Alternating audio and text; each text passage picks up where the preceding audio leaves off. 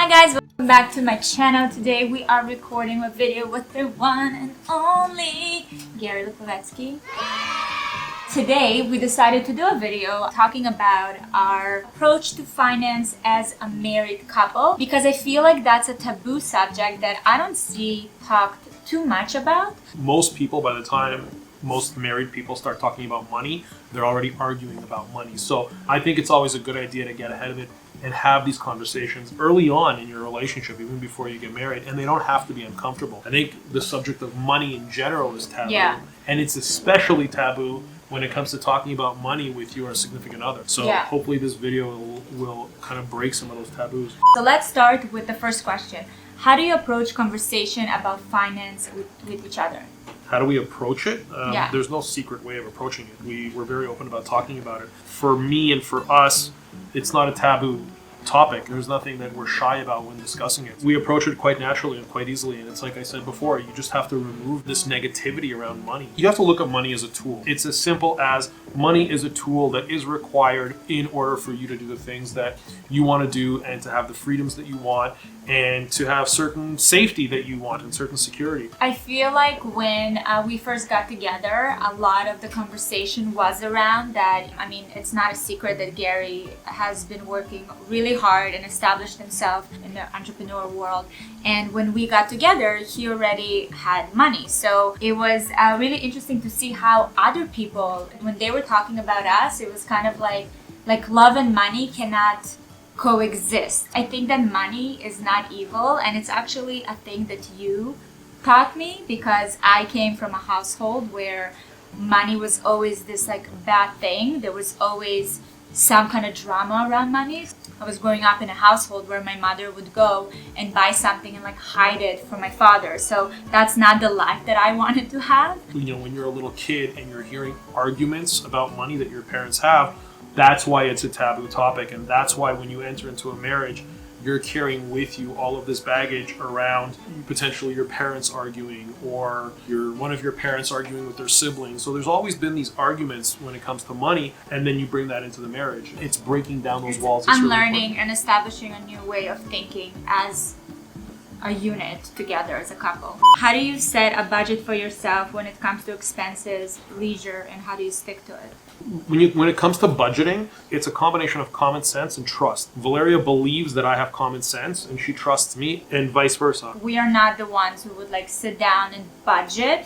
We have a kind of an understanding of what we spend as a family, and that works for us with our income. Just because we don't doesn't mean people should. No, I think people should. So rather than sitting down with a spreadsheet and calculating, okay, I'm going to spend this percentage of our money on this or on that, I just do two things. Not spending money on stuff that I don't want or need or that are just unnecessary. And then the other thing is I'm always concentrating on how to make more money, how to leverage our investments. So when it comes to budgeting, we do less kind of micro budgeting where we're looking at every line item in the bank. It's more about pushing on those two things. It's pushing on how do we make as much money as possible, both short-term and building long-term value, and how do we go about not overspending or not spending unnecessarily. How do you approach expenses as a couple when one person makes more money than the other? When we first got together, although I was financially independent, I again was in the beginning of my adult life and I just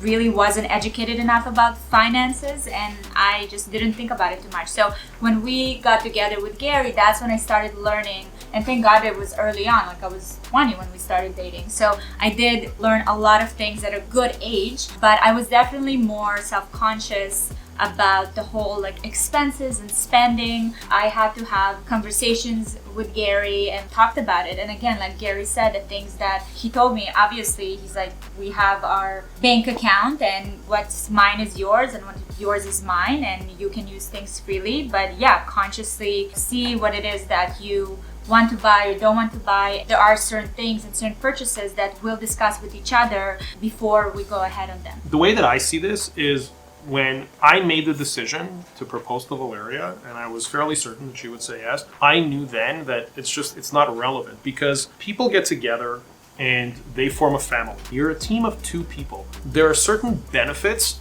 and there are certain things that each person brings into the team, into the family. And these benefits, they come in the forms of currency. Not all currency is money. So money is one aspect, but then there's other aspects. And to me, I didn't feel that the financial currency or contribution that I was bringing in at the time was more or less important than the contributions you were bringing in. So to me, it all becomes just one thing. Right. And that's the thing. I feel like when we got married, we're very open about our values and morals and made sure that they're aligned and understanding that this is a partnership and we're going in and we're building a team here. What's the riskiest investment you both have made? Did it pay off? I feel like we keep making riskier and riskier investments. I think the first time we got into a company right before they IPO'd, that was probably the riskiest thing. And I remember you saying to me at the time, and it was a considerable amount of money, you said, I'm proud of you. And I said, why are you proud of me? And you said, I'm proud of you that you're going outside of your comfort zone and you are doing something that's just you don't have expertise in, but you've done your best to collect information to do this. So I would say that was the riskiest thing. And it actually, fortunately for us, it ended well. Well, I think the bigger risk is doing nothing. Yeah. Because then inflation just over time will eat your money. Having it sitting around idly will have you likely spending it unnecessarily. Whereas if it's locked up in investments, it's just going to work better for you. So I think the bigger risk is not essentially taking those risks when it comes to money. Do you have separate bank accounts or do you share everything? We don't have separate bank accounts. We share everything. How do you split up the work of managing your money as a couple? To be honest, Gary kind of takes the lead on this. I feel like one of the great things in our relationship is that we understand our strengths, and Gary has been putting a lot of time and effort into learning and understanding and kind of like managing our household when it comes to money. We talk about everything and I understand what's going on, but the best kind of time that's spent for me is on growing our business and content, because that's kind of what drives our business. I would say Gary is definitely much more hands-on and I'm kind of more aware, and then when it comes time to decide if it's buying stocks or selling or making any moves or buying anything that's like a big investment, we sit down and discuss it as a couple. The prerequisite to what we do and the way that we run things and having one bank account, everything is joint, the prerequisite to all of that is trust. What things do you splurge on versus what you save on? I probably splurge on clothes quite a bit. For my birthday, the people at Balenciaga send me a video saying happy birthday. Happy birthday, Gary! So yeah, I'd say I splurge on clothes quite a bit. That's my big splurge. What do you save on?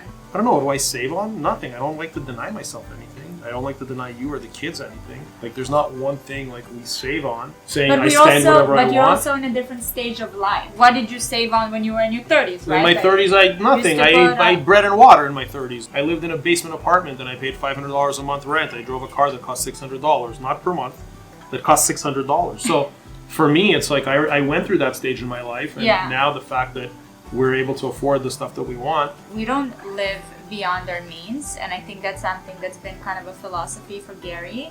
We do the things that we do, that we enjoy, that makes us happy, but we make sure that we're just like not overdoing it, because a lot of the times you live beyond your means more for other people than for yourself. What is something you used to spend money on but no longer see as worth it?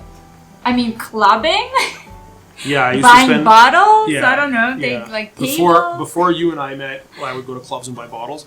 I think that's completely idiotic. Like, I remember you and I would go to dinners like years ago, and we would do like extravagant dinners. Like, we just don't do that anymore. There's no value in that. Right. I feel like we established kind of a ceiling of like, if you spend $150 on a meal versus a $600, personally don't feel a huge difference, so it doesn't make sense to do that. So I think it's just like these small nuances that we've picked up throughout the years. So for example, like if you go to a restaurant and that restaurant, the steak costs $500, but I'll be just as happy with a steak that costs $40, then I'll save on that. So whereas before I wanted to experience all these things and I said I want to see what this $500 steak is all about, and I would go and buy it. Now I don't, because I understand that it's just nonsense. You understand that it's marketing.